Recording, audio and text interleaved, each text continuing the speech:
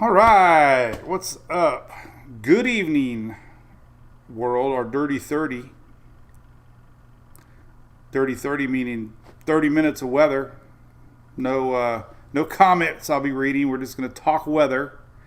We will be live in the morning at 9:19. I know we're 30 minutes early. I put the warning out there, but family comes first, and the girls are waiting on me at dinner.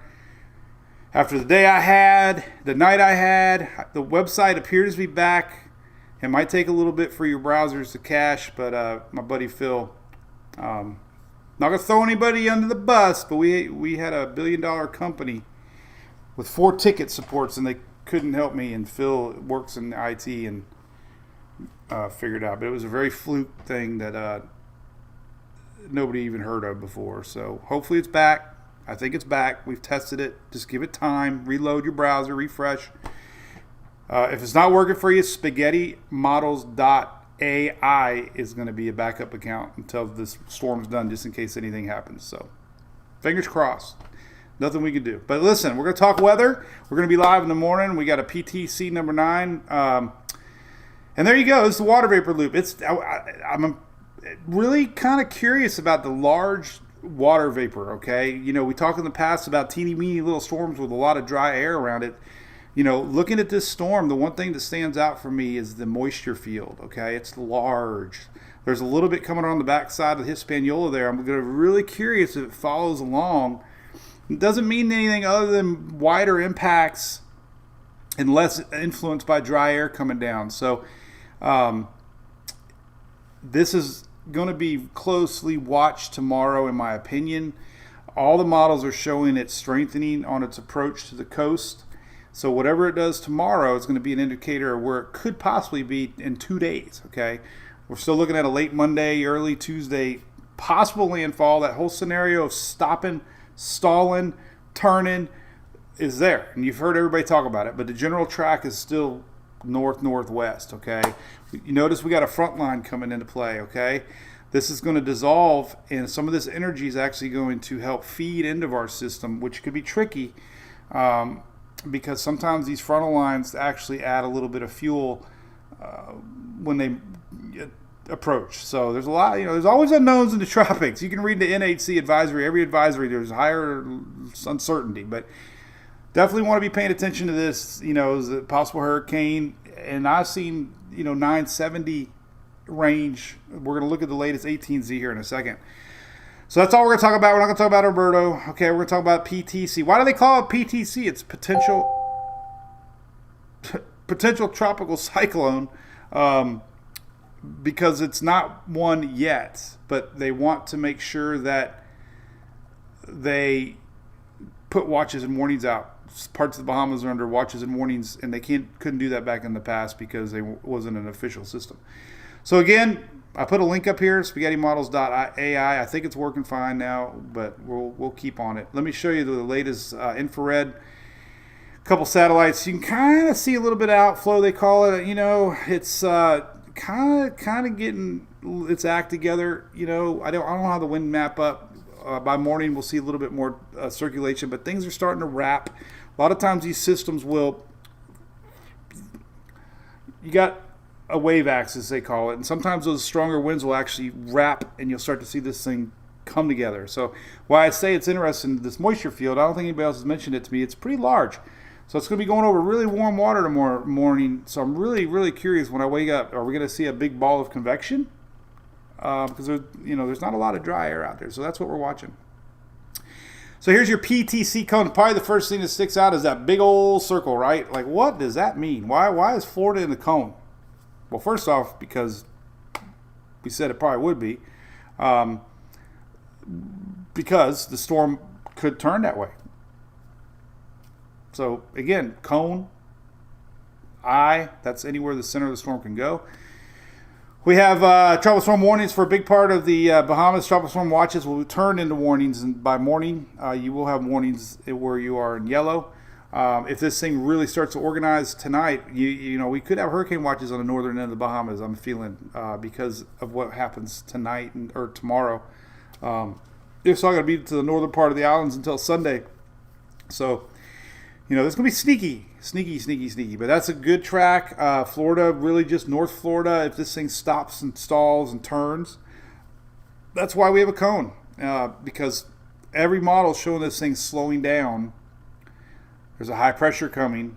It's Humberto comes close enough, it could pull it. High pressure builds strong. It blocks it and shoves it inland. So the rain, I'm sure you heard by now, could be a huge story on top of the wind and surge. Here's timing of your possible tropical storm force winds. Yes, part of Florida has that. You know why? Because this thing goes a little bit to the west. You're going to get feeder bands now closer to the west. And until this thing really decides where it's going to set up, there's a chance of possible tropical storm force winds as early as Sunday for South Florida. So not a forecast for that. These are just, if there were to be feeder bands, you would experience them on Sunday into Monday morning. And then if this thing turns, that's why the part of the western part of Florida, because the NHC is saying there's a chance. There's a few models showing this thing stopping, stalling, turning. And that would become 8 a.m. the earliest tropical storm force winds. So all along it looks like we're going to see some feeder bands late Sunday night starting to show up, but the strong stuff builds itself into Monday for where it might possibly be the worst conditions here. And so far things are kind of pointing towards the Carolinas. Show you the latest. This is an odd looking wind map that you never hardly see two systems this close together. These are just percentages of tropical storm force winds. So you are close on the Florida coast. That's why you're on the cone. A lot of beach renourishment there, and it doesn't have to have a direct hit to have some squally weather. Latest spaghetti models here on tropicaltidbits.com. We might get a 00Z. Oh, we do. Wow. Nothing really except for that stall. So tracks, these just came out. 00Z just came out. Tropical Tidbits. So we have a few going in. We have a few slowing down. We have it just stopping at that coast. And that is crazy.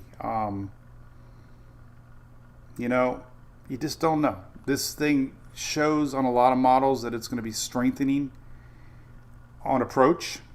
That would mean you would get very strong feeder bands, hitting the coast. If it stops, you're going to have long hours and hours of feeder bands reaching the coast, mainly center north as this thing comes around. And we're going to have a lot of rain.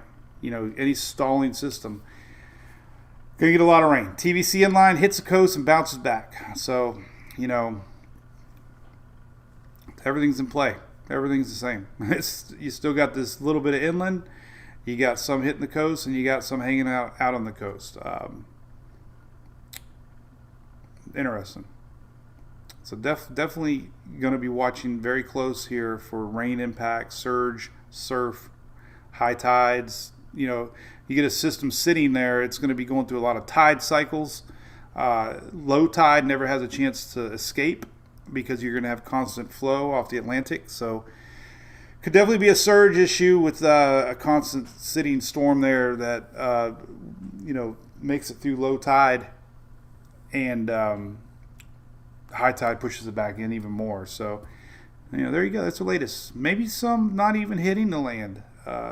Back to the original kind of getting sucked up into Humberto. So that's it. That's your latest. And we do have a couple stray outliers, going off a little bit more to the south there into Georgia. But there you go. All right, let's look at some other stuff. Latest models. These are real important to show. Let's go a little closer to the southeast coast. Let's look at all the operational runs. GFS developing this thing. We're going to look at the intensity models more on the higher resolution models. This is more about track. The GFS is showing 977, but 18Z almost makes landfall, almost, and then it bounces back. Man, if this is, hey, Canadian, or the Icon's been showing it in the Canadian. But there's that. No guarantees this thing's going to do anything right now. Then the 12Z run, it went way inland. So we'll see if it's a trend. That was the prior run of the GFS. Too close for comfort as far as 2 runs. But the main point is this whole general area, a little bit of Georgia there, South Carolina, and then we're going to have outer bands into North Carolina, with these rains. We're going to look at the rain totals, okay? But that's the latest GFS. We'll see what the 00Z does. The latest Euro, almost the same thing. Goes almost ashore. Notice where it's a little bit closer to the Carolinas, not by much. Lingers, and then it kind of comes back, and then it goes back in. So anytime you get a stalled front or a stalled tropical system, it really is a guessing game. It's going to sit there until something picks it up. But let me show you timing. The initial impacts would be Monday night, right here, Monday night. This would be Tuesday morning, and then Tuesday midday. That would be the worst, possible landfall. And then it's just going to linger into Wednesday night, and then Thursday morning. So you technically could have about 18 to 24 hour, or a whole day. So more than that, 36 hours of rain. And then they're going to continue into Friday. So that's kind of a flooding situation there that would not be good. Let's look at the 00Z last night. Came up and went more inland. So not much difference. Canadian, it's been kind of showing this same thing. Really close to the coast. The Icon is running now. The 18Z. It's been really staying low. Same general thinking though. But Icon's had a terrible year, so we're not going to show that. Hurricane specific models. I love these models because they are very good at intensity forecasts. So there you go, 978. I often wondered sometimes why the Euro and GFS are always so much higher than these intensity models. So the reason I'm really curious tomorrow is this. All right. This is Saturday morning. It's going to be a sloppy mess tomorrow morning. 1,005 millibar tomorrow. Sunday morning, 999. It's getting its act together a little bit. But once we get to the northern Bahamas, that's what I'm saying. The northern Bahamas might end up being under a hurricane watch. Sunday, 994. So, again, whatever it does tomorrow and Sunday morning, you're going to get an idea that it's going to be stronger on approach. Okay, so if this thing's 993 exiting the Bahamas, most all of these intensity models are showing it slowly intensify. Big wide system. Look at these bands all the way up into the Carolinas. Going to have some dry air coming around, but that jet stream to the north might actually help fuel it. We saw that with Milton. We saw it with Ian. We saw it with a lot of storms where the jet stream actually aids in the fueling in the jet stream. So that's pretty, not no weak little tropical storm here. Borderline 2 actually, 978, but definitely a strong one. Kind of like it was with me with Barrow. All right, so H-Wharf, let's see what the H-Mon is showing. Let's see, exiting and a little weaker, 982. But look at these bands already hitting Monday night, big bands. A lot of dry air on this model showing too. See this gap? This is dry air coming around. But also this dry air is going to push these storms. And sometimes you get some isolated storms. When you start ingesting dry air, you get these little isolated storms on these feeder bands. And sometimes these feeder bands end up being a little bit stronger than some intended. So these feeder bands are always tricky. And coming in off of that Atlantic with some dry air, these little isolated cells definitely could see some pop-up little tornadoes. That's reality. So that'll be definitely something to watch with that dry air intrusion coming in around from that leftover front. Haas, let's see where it goes. It goes all inland. These hurricane models are not stopping. They're going inland, which in the past they've done pretty good with tracking on average. All right, so here is the Haas A. Goes down to 981 briefly, the 982, 983. You notice it's kind of in Georgia a little bit, but also notice these bands. Like this is tricky because I'm seeing this now that we always knew the bands were going to be wide at a big eye because of dry air coming around, but we could see definitely wide effects to the northeast with these feeder bands. That's a part of, hurricanes. But this would be a possible hurricane, 983. We're not seeing, 930 range with Cat 5. We're not seeing that. I'd always caution that a Cat 1 could bring a lot of effects. Just watch my barrel videos. Let's see here. Where am I doing Herberto? 12 minutes to Whiskey Wings. I got the girls waiting on me at dinner. But I'm like, nope, we got to go live. All right, so here we go. Let's take a look here at. We are live in the morning, guaranteed 9:19. That's because that's what my Alexa's set to. All right, so here is your House B, 985. And look how close we are to this, Florida. There's the Cape. Some of these feeder bands could make it, just like they did with Aaron. And this would be Monday morning. All the timing's the same. Look at these cells, man. That's interesting.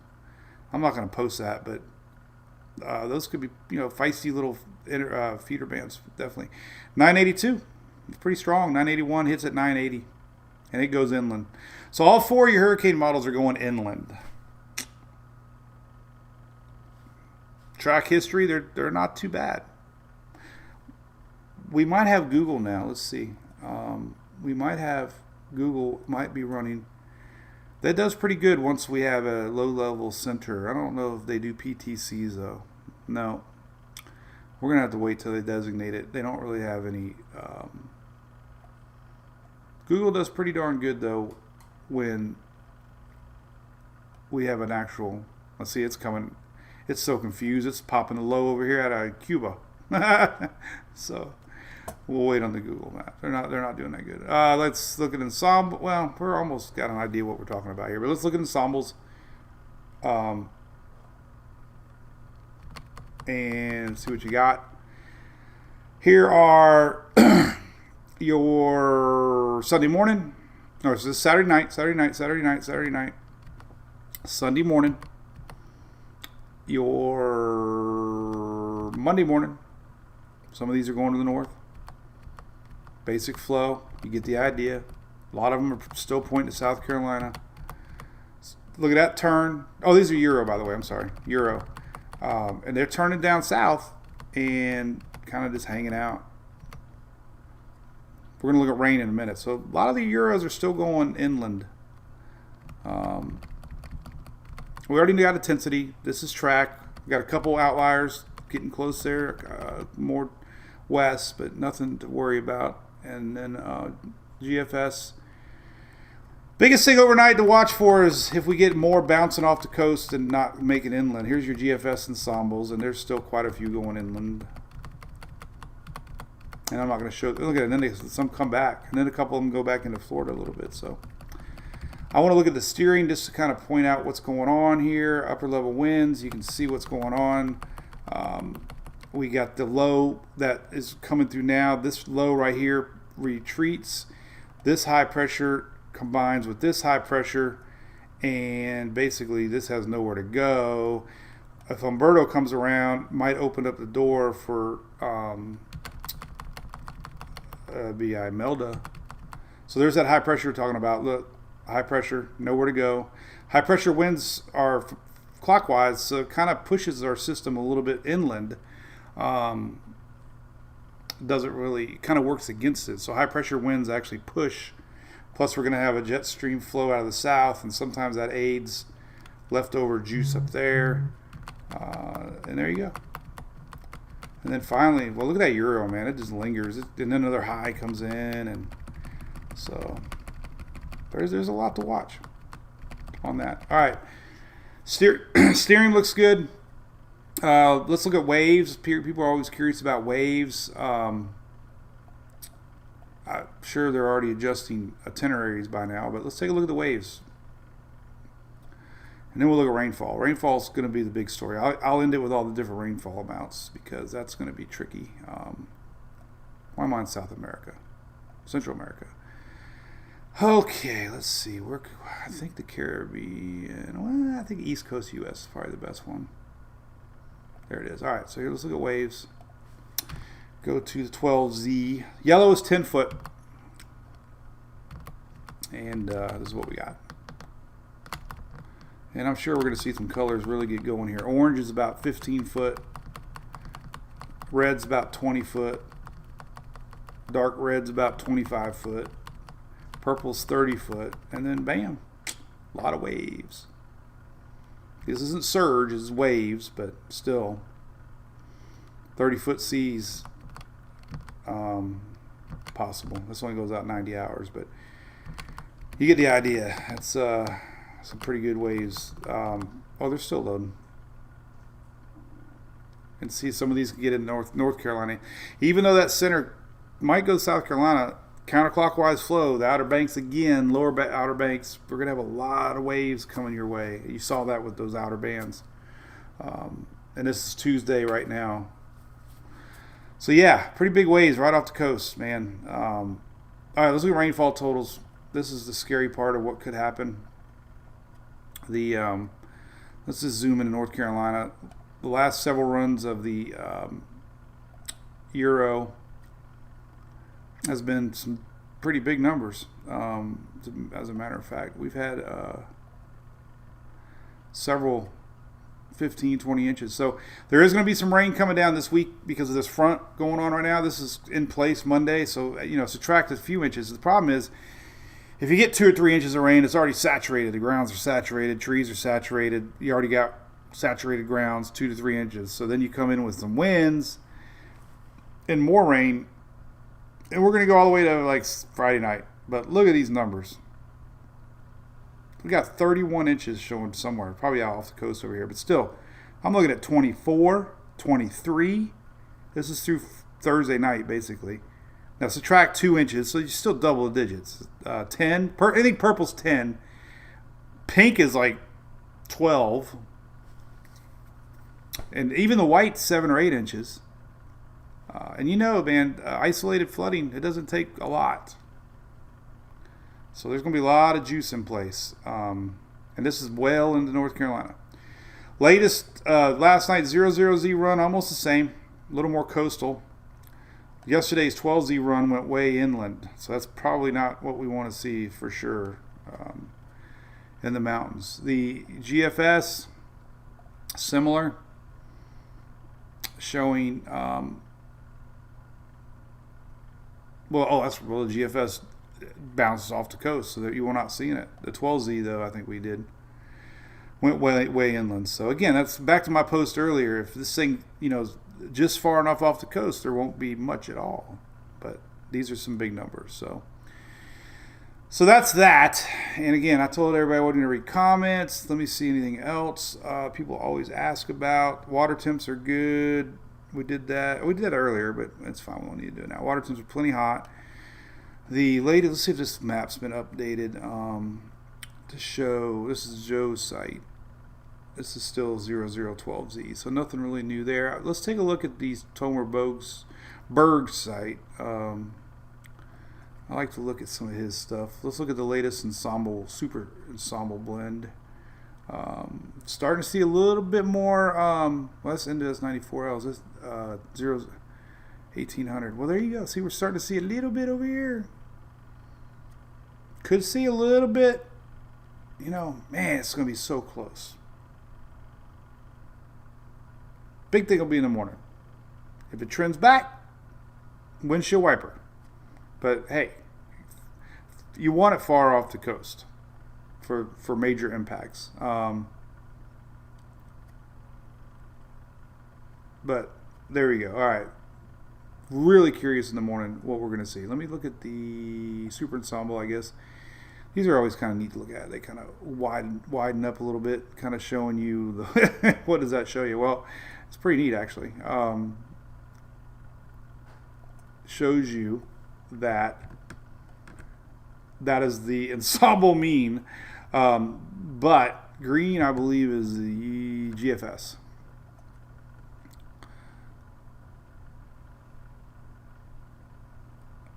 This is 12Z. It's the most recent one.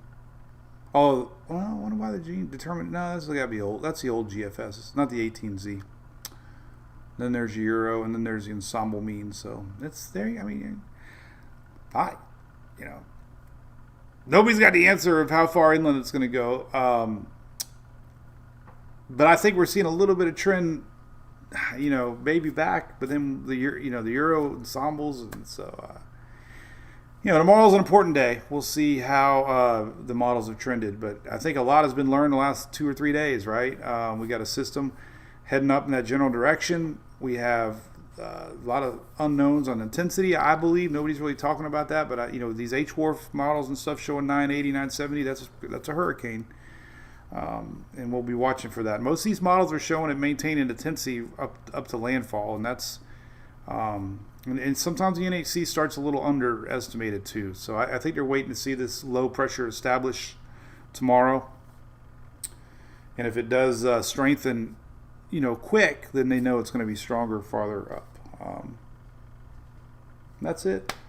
I mean, that's all I got to say. So I'm going to cut it short 2 minutes because I got my kids out there waiting for dinner, and there you go. So we'll be live in the morning on Saturday, tomorrow, 9:19. Okay, we'll go more in depth. I'll read comments tomorrow.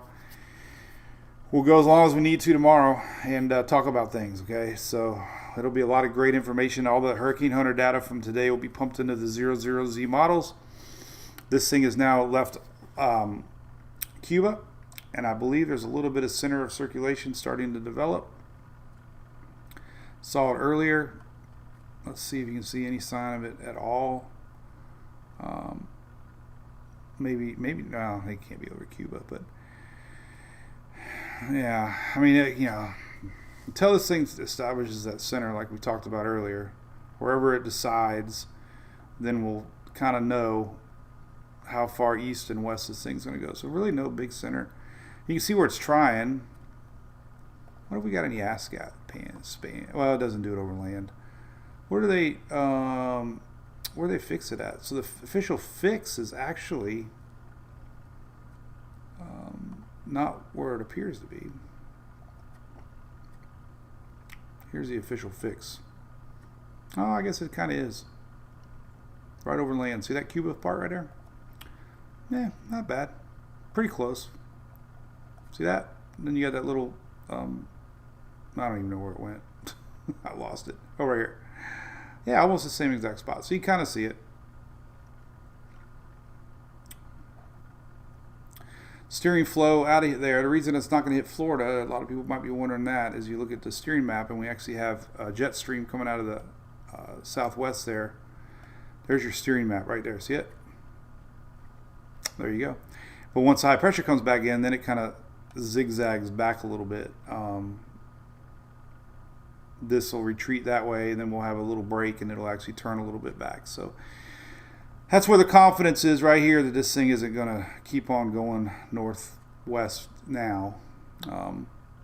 Shear map, not too bad down there actually. We got a light pocket of wind shear. This is where we're going to have to watch this thing through Sunday. It's got a lot of wind shear now, but I think it's decreasing. Let's see. Not really decreasing. There's a pocket to the north, though. This shear is going to pull out of here, and we might have a window. And like I said before, the jet stream actually sometimes helps systems. It's weird. I've seen the jet streams actually pull down into a storm and actually help fuel it temporarily before that dry air comes into place. You can see that dry air very well here, and then we will say goodbye. But that dry air might, and I just did a little TikTok or a 90-second video, but the cool air might actually, so here's our system somewhere brewing, you'll see it right there. Look at this dry air. So Sunday, we could see some pretty pleasant temperatures as this storm, and that's what my dad said. Our first 60-degree mornings when he lived in the other side of Florida was storms that wrapped around and brought down air from the north from usually a tropical system. Tropical systems can help pull down systems when it's not normal cold front season. So I'm not gonna we'll look at all that tomorrow. I want to see what the temperatures are tomorrow, but that would be neat. Sunday, if you're doing stuff Sunday, East Coast could be tricky, but Panhandle, Georgia, Alabama, Mississippi, Louisiana, all y'all, dry air for everybody. All right. So I hope you got a little bit out of this. Sometimes I wonder if I even make sense, but hey, hopefully the website's working for you. It should be. I've tested on a lot of devices. It takes a little while to populate. If not, you can go to spaghettymodels.ai. We'll get this figured out. Beyond my control, apologize. We've never had any issues in the last 20 years, so it happens to the best of them. Not that we're the best, but FAA, 911,